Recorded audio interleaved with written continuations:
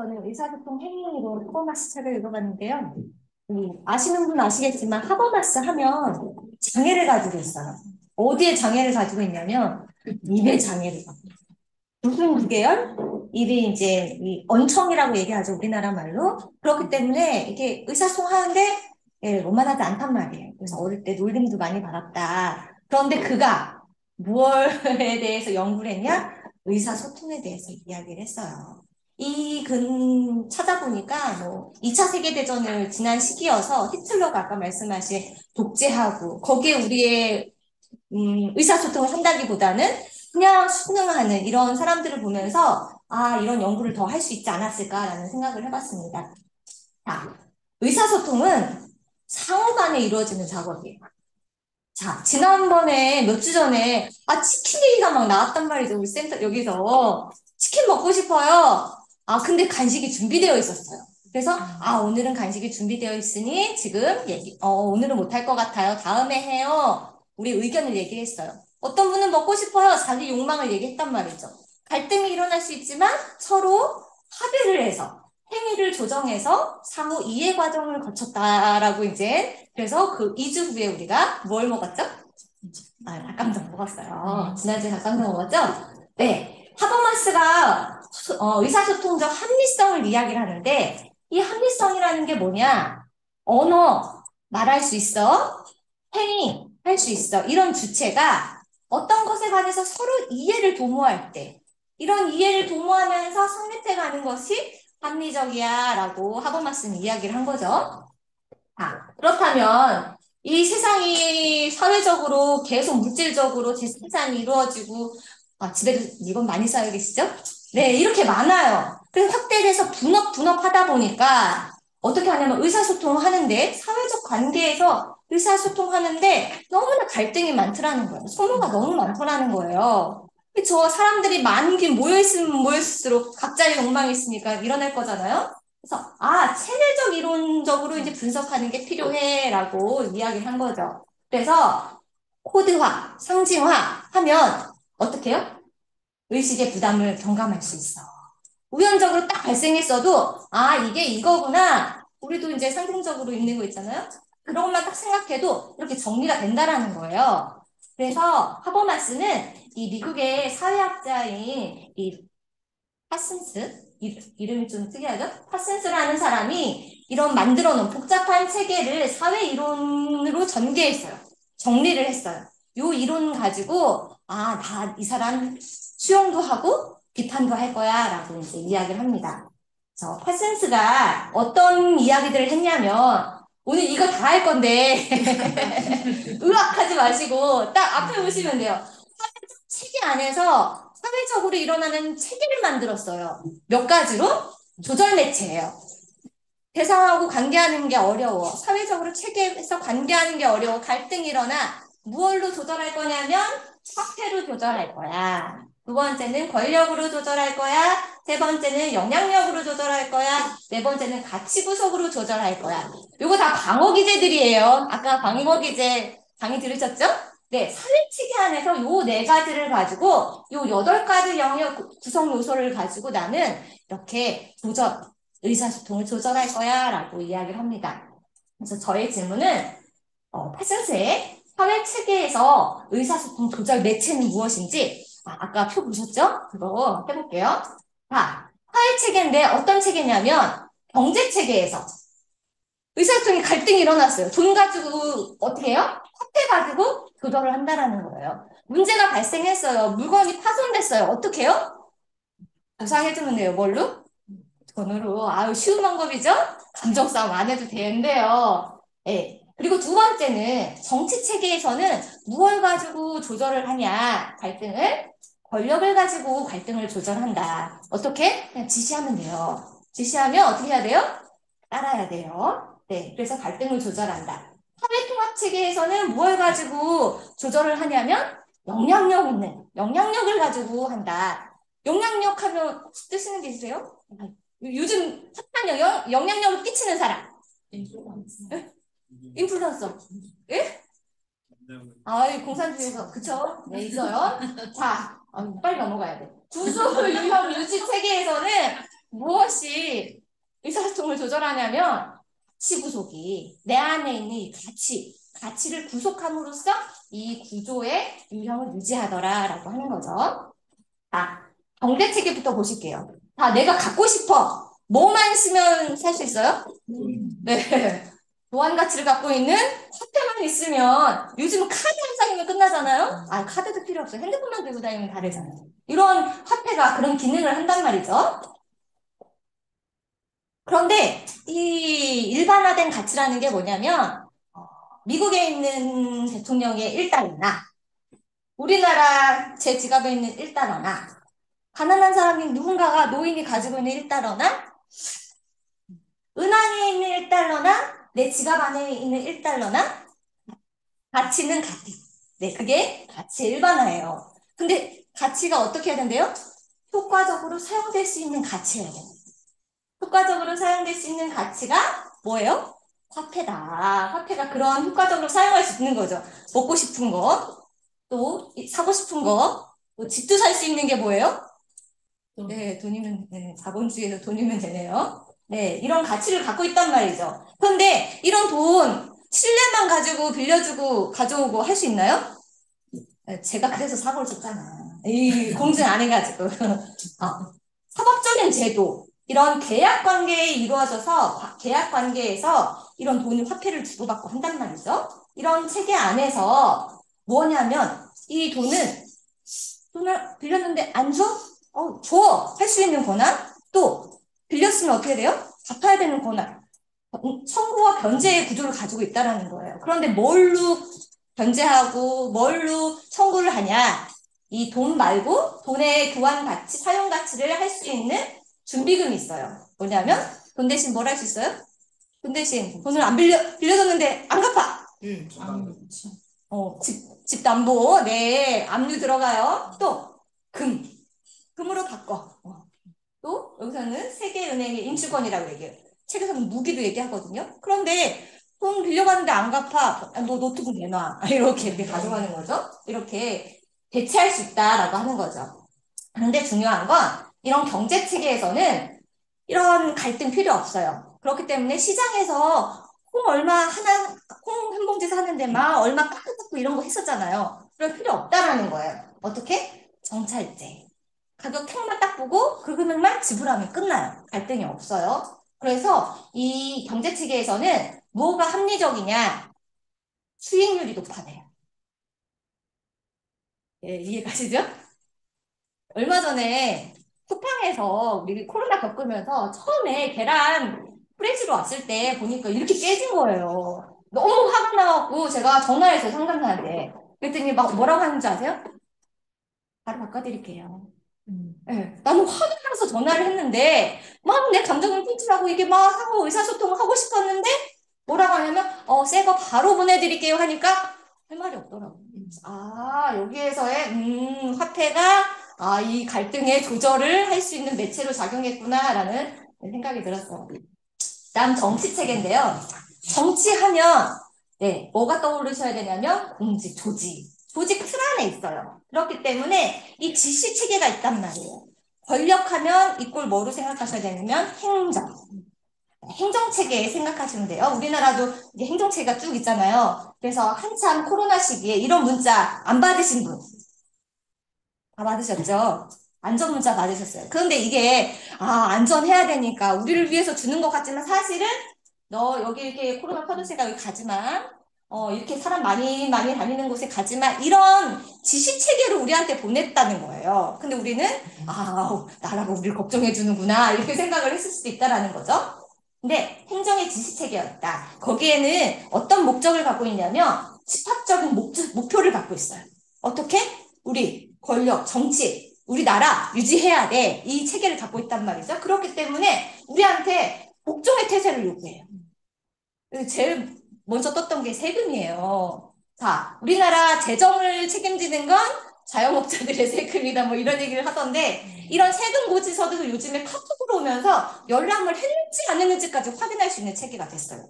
그래서 이 세금을 냈어. 이 집합적인 목적, 나라의 재정을 책임지는. 그렇기 때문에 니들은 뭐 해야 돼? 복종해야 돼. 어떻게? 세금 내. 자, 세금 안 내면 어떻게 돼요? 네? 네. 처음엔 가산세부터요. 가산세 붙는데 이 가산세 붙어도 안 내면 네, 압류당해요. 압류 들어오거든요. 네, 강제 처분이 이루어진다라는 거예요. 자, 이것만이 아니에요. 우리나라 대학의 정원도 대학교에서 마음대로 정하는 것 같죠? 아니라는 거예요. 자, 실적 없어? 그러면은 정원수 깎아. 이런 식으로 지시, 행정 위에서 지시 체계로 내려오는 것이 이 권력이다. 권력으로 이 불편한 것들 그냥 의사소통을 다 해버리는 거죠. 자, 그러면 이 권력 중심인 거, 효율성 일반 가치래요. 어떤 효율성이냐면 이 집합적인 목적을 어떻게 소망된 목표까지 도달하게 하는 게 효율성이 높은 거야 라고 하는 거야. 그래서 이런 이 권력을 획득하고 유지하기 위해서 어떤 게 합리적이야? 아, 이 효율성이 높아야 돼. 그 권력을 획득하고 유지를 잘해? 아, 잘했어? 그렇게 소통을 잘했어, 권력이? 그러면 의사소통 잘했네, 합리적이네, 이렇게 얘기 들어가는 거죠. 자, 우리나라 같은 경우도 이 합리적으로 의사소통을 잘해요. 권력 유지 잘하고 있잖아요. 그러기 위해서 우리에게 강제 집행 뭘 하냐면 세금 내, 군대 갔다 오셨죠? 네, 군대 가, 남자들. 그다음에 도덕 지켜, 법 지켜라는 강제성들이 들어온다라고 하는 거죠. 아, 세 번째는 사회통합체계예요. 아, 요즘 오은영 박사가 TV에서 심리 세계를 이렇게 시계를 구축했죠. 자, 심리 세계에서, 심리 상담 세계에서 오은영 하면 엄청난 영향력을 가지고 있다라고 봐야 돼요. 왜? 그가 하는 말에 우리는 합리적이다, 설득력에 그 사람 권위를 갖고 있어라고 하는 거죠. 그렇기 때문에 그 사람의 이름만 들어도 우리는 고개가 끄덕끄덕, 맞아, 그렇게 해야 되는 거야라고 생각을 하게 되죠. 그래서 엄마들이 여기 많이 가요. 오은영 아카데미. 제가 아는 분도 한 번 갔다 왔는데, 차이가 뭔지 모르겠지만, 근데 왜 가냐? 영향력 있는 사람한테 지도를 받고 싶어. 우리 아이 잘 키우고 싶어. 그렇기 때문에 여기를 간다고 해요. 그런데 여기를 가는 이유가 하나 더 있어요. 뭐? 권위는 확실한 근거가 제시되기 때문이라는 거예요. 아, 여기 가면 우리 아이 확실히 고칠 수 있어? 왜? 아, 이 사람이 얘기하는 게 지식이 그냥 지식이 아니야. 문화적으로 축적됐고, 이게 역사가 있는 거야. 이 생각이 드니까 근거 제시가 확실하다고 생각하니까 충성심을 보이면서 거기 찾아간다는 거죠. 그리고 또 우리가 아는 것처럼 오은영 박사의 이게 의사하고 뭐 스펙 있잖아요. 이런 것들을 우리가 더 근거의 제시를 딱 받으면서 확실하다 생각이 들면서 더 찾아간다라고 하는 거예요. 자, 그럼 영향력. 이 사람들은 우리보다 조금 더 능력 우월한 위치에 있다라고 얘기를 해요. 그 사람들이 가지고 있는 지식, 이제 상담사들이 그렇다고 생각하죠. 그 통찰력, 설득력, 자율성. 그렇기 때문에 이 사람들이 다 이해해요. 그렇지. 자, 우리 제일 아까 전에도 얘기하셨는데 영향력 끼칠 수 있는 사람 누가 있을까요? 했을 때 어떤 분이 인플루언서요? 라고 했어요. 100만 명의 사람들한테 영향력을 미친대요. 이 사람들이 한 장 올리면 뭐 1000단이라고 하더라고요. 네, 수익률이. 네. 근데 이렇게 많은 사람들한테 영향력을 미치는 사람들이 그렇기 때문에 우리가 더 이 사람들 말에는 맞을 거야 하고 충성심을 보인다라는 거예요. 근데 요즘 여기에도 직간접 광고가 많이 들어가더라고요. 그래서 그 사람 믿고 물건을 샀는데 피해본 경우도 있어요. 그렇지만 여기에서는 그 영향력에서는 말할 수 없어요. 왜? 합리적으로 뭐가 있어야 되냐면 이 사람은 인지적으로 우리가 생각했을 때 인지적으로 타당해. 또 규범적으로도 타당해. 이 사람은 맞아. 이 사람들이 다 동의를 했단 말이에요. 고개를 끄덕끄덕끄덕 했단 말이죠. 그렇기 때문에 그게 합리적이야. 이 영향력을 끼치는 사람이 이런 동의를 받을 때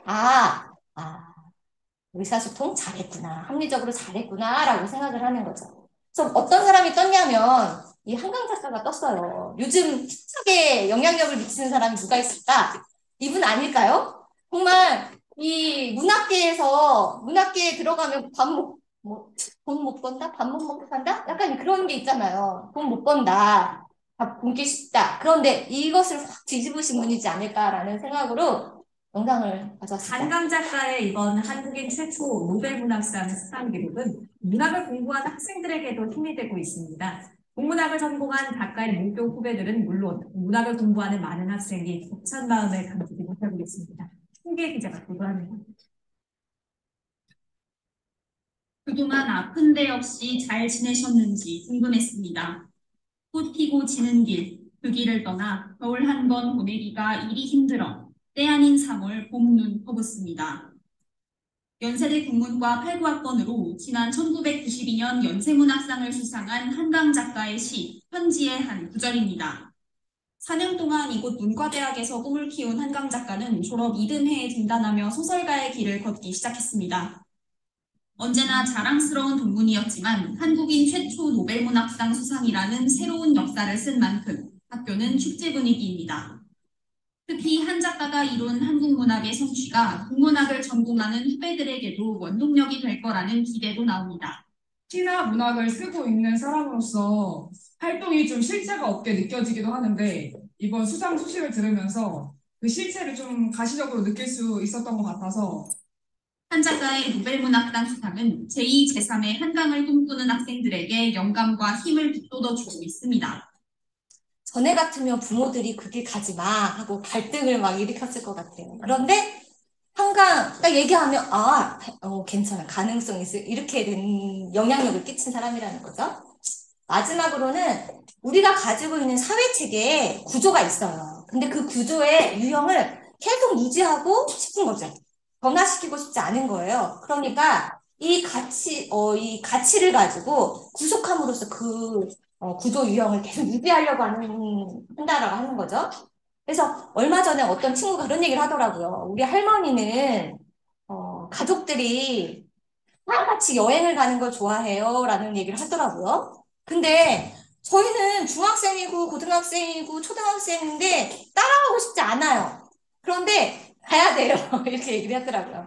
그래서 그 안에 이 가치 구속이라는 게 도덕적인 권위로 번역되는데 도덕적으로 우리 부모, 어른 가야 돼. 그러면 가야 되는구나. 이렇게 되어 있다는 거예요. 그렇기 때문에 이들이 뭐라고 얘기하냐면 우리는 가족은 하나야. 연대해야 돼. 통합해야 돼. 이런 통합성이 일반화된 가치를 가지고 있다. 가치다라고 얘기를 하는 거죠. 그런데 여기서는 이 도덕적으로 호소해요. 우리 문화적으로 효사상이 있잖아요. 효도해야 돼. 다 알고 있죠. 그렇기 때문에 도덕적으로 호소를 해요. 그리고 이 도덕적으로 이 효사상을 유지하기 위해서 계속 뭘 하냐면 책임과 의무를 져야 돼. 라고 계속 우리들에게 정당화를 한다라는 거죠. 그래서, 타이밍이 나갔네요. 저희 애가 맨날 5월 8일만 되면 가지고 오는 네, 어버이날 가지고 오는 쿠폰이에요. 오네요. 어버이날 가지고 오는 쿠폰이에요. 어떻게 해야 돼? 학교 체계 안에서 어떻게 가르치냐면 부모에게 효도해야 돼. 이게 벌써 가르친다라는 거죠. 도덕적 지도력을 가지고. 그래서 만들고 싶지 않아요. 그래도 다 만들어야 돼요. 누구나 다 만들어서 집에 가져가야 돼요. 5월 8일 날 되면. 자, 이게 벌써 책임과 의무이다라고 이제 벌써 심어주는 거죠. 자, 그래서 세부적인 근거 이건 필요 없어요. 정당화 필요 없어요. 어떻게? 효도해야지. 이 얘기만 해도 주의가 환기돼요. 맞아. 그리고 또 그렇게 못하면 죄책감이 들어요. 왜? 그 안엔 효도해야 된다는 비판적인, 호소적인 힘, 권위가 있기 때문에 그걸 안 지켰을 때 우리는 책임과 의무를 안 했어. 이런 마음이 들면서 막 죄책감이 든단 말이죠. 그런데 이게 이 효에서만 그런 게 아니라 종교에서도. 왜? 외부에서 뭐라고 하는 게 아니라 내 안에 이미 내재화돼 있다는 거예요. 내 안에 가치, 내가 어디에 가치를 두고 있어? 돈에 가치를 두고 있어? 그럼 돈의 가치와 맞는 사람들끼리 구속해서 영향력을 유지를 하겠죠? 종교와 가치, 종교의 가치가 있어. 그럼 그 교회 공동체나 이 천주교 공동체에 교황이 오면 예금이 는다고 뭐 이런 얘기도 있더라고요. 그것처럼 내 안에 가치가 이 가치를 가지고 이렇게 이제 가치 구속을 하면서 그 구조를 유지하고 있다라는 거예요. 우리 공동체도 마찬가지. 책이라는 가치를 가지고 있는 사람들이 모였어요. 왜? 책이 해법이야. 책이 우리들의 삶을 변화시켜 줄 거야. 이 가치가 있기 때문에 여기에 계시고 또 그 가치 구속으로 인해서 우리가 여기서 이 공동체가 돌아가고 있는 거죠. 종합인데요. 복잡하고 많았잖아요. 다 했어요. 네, 여기서의 하버마스가 아까 이제 합리성 얘기했는데, 이 조절 매체의 합리성. 화폐는 어떨 때, 조절을 잘했냐? 수익성이 높을 때. 화폐니까. 화폐는 수익성이 높을 때, 야, 합리적으로 조절 잘했네. 이렇게 되는 거예요. 권력은 효과를 가지고 효과적인 사용을 할 수 있도록 이 권력을 유지하게 해줬어. 그러면 아유 합리적이야. 소통 잘했어. 라고 하는 거예요. 영향력은 사람들의 동의가 이렇게 많아져. 소통 잘했네. 가치 구속에서는 그 구조 유지가 계속 유지돼? 지속돼? 그러면 소통 잘했네. 이렇게 되는 거예요. 그런데 이 사회 체계 안에서 제재가 들어오잖아요. 아까 이제 압류 들어오고 계란 깨졌는데 말하고 싶은데 이럴 때 어떻게 사람들이 네, 아니요. 세금 낼 때 낼래요, 안 낼래요. 어떻게 그 두 가지로만 얘기할 수 있냐라는 거예요. 그렇기 때문에 하버마스는 개인적인 인간의 풍부한 선택, 이런 가능성들을 다 배제한 거다라고 이야기를 해요. 어디에만 맞췄냐면 사회 체계이기 때문에 가치 역량에만 맞췄어. 인간이 사회 체계도 있지만 생활 체계도 있거든요. 그 생활 체계 안에서의 개인은 배제됐어라고 하는 거죠. 그래서 이 체제 안에서 계속 이 부담스러운 것들 경감시키려고 하다 보니까 생활 체계에도 영향을 끼친다는 거예요. 이 아까 방어 기제 보셨잖아요. 거기에서도 똑같이 합리화 방어 기제를 쓰면서 계속 소통 안 하고 어떻게 다른 걸로 화폐로 소통하고 권력으로 집에서 소통하고 뭐 이런 걸로 소통하다 보니까 계속 과중돼서 나중에는 아예 의사소통 할 수 없게 되더라라고 하는 거죠. 그래서 사회 체계에서는 그게 조절 매체가 오히려 비용을 경감시키고 좋은 효과를 낼 수도 있지만 생활 체계에서는 생활 체계에서는 의사소통을 하지 못할 경우 개인들의 증상이 생기고 또 그로 인해서 자녀들에도 문제가 생긴다. 그렇기 때문에 하버마스는 공론의 장을 얘기해요. 이렇게 내 의견, 내 욕망 얘기할 수 있는 장이 있어야 된다는 거예요. 서로 그 장에서 솔직하게 방어기제 내려놓기 쉽지 않지만 솔직하게 소통을 그러다 보면 이런 과중된 부담 풀어줄 수 있어라고 이야기를 하고 있는 거죠. 그렇기 때문에 선생님들도 가정에서나 이 그룹 안에서 솔직한 소통들 용기 내서 해보시는 시간들 되시길 바라겠습니다.